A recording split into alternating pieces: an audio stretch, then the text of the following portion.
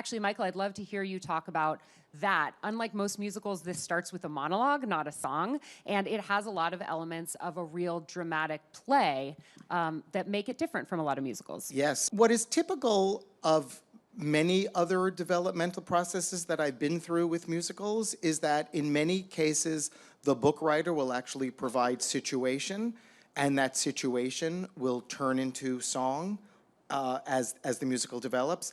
And in this case, there were many, I think even occasions where the three writers initially imagined that some of Stephen's material would turn into song, but in fact, it was so strong as prose, and because the composers, who are very, very excited and sensitive to the stakes being high enough to launch into singing, that things remained as text.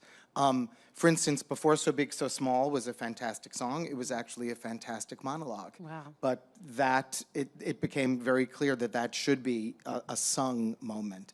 In other cases, especially the opening, it was always the writer's intent that waving be the first thing that Evan sings. It's the first musical material to be associated with him, and yet we needed to introduce Evan, and we needed to introduce the world of the play. So after lots and lots of development and lots of changes that we can all speak about to that opening sequence, which changed the most of anything in the developmental process, Stephen wrote that spectacular monologue that so quickly sets up Evan's anxiety. You get a real glimpse into who he is. You get a real sense of the comedic tone of the play. It gives you permission to laugh. And you also know immediately what Zoe means to Evan. So that opening monologue is terrific. And I think we all feel great about the show opening with a monologue.